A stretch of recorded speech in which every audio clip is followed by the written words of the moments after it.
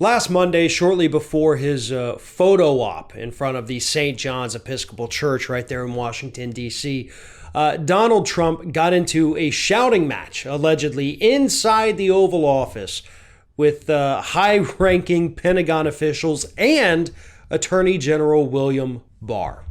Now, according to the reports, the shouting match was with Donald Trump on one side, and on the other side, you had Defense Secretary Mark Esper. You had Mark Milley, the chairman of the Joint Chiefs of Staff, and Bill Barr, who were all arguing against Donald Trump. So what were they arguing about?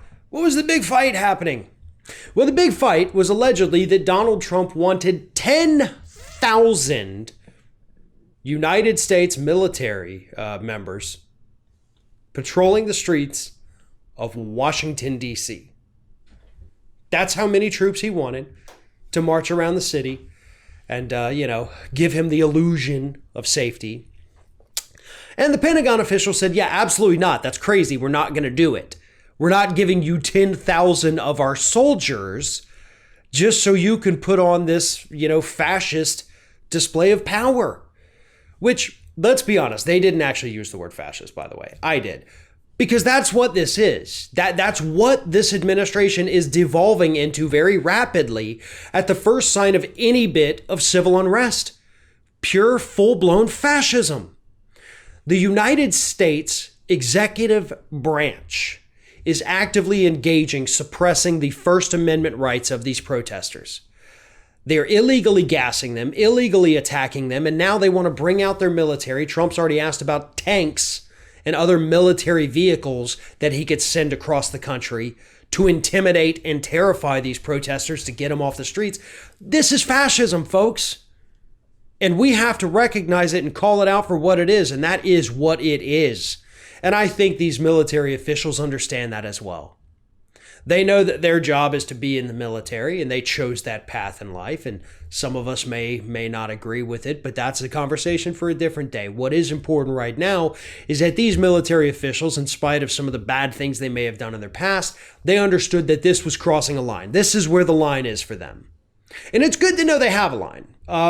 Little disappointed that the line's not a little, further back, because there's other things that have been done by the military that they should have stood up to. But okay, at least there's a line.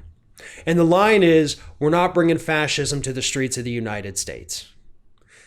Mark Milley, chairman of the Joint Chiefs, was apparently, according to the reports, the one who was yelling the loudest and engaged the most with Donald Trump in this shouting match. Ultimately, they agreed on giving him 1,600 members of the army to patrol his streets, and then all of the men present there at that little shouting match put their differences aside, and they all took place in the march over to St. John's Episcopal Church, after the protesters had been gassed and cleared out from that area. So it was all for nothing. Sure, Trump didn't get his 10,000 troops, but he got 1,600 of them. Maybe he didn't get as much fascism as he wanted. He only got 10% of the fascism that he wanted. But hey, 10%'s 10%. We still got to gas some protesters in the process, right? So all these shouting matches, all these people standing up to Trump, it means nothing.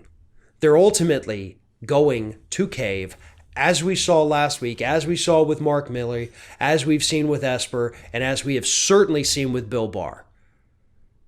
They can stand up to Trump momentarily, but in the end, they're always going to give him at least a piece of what he wants, no matter how anti-democratic it is.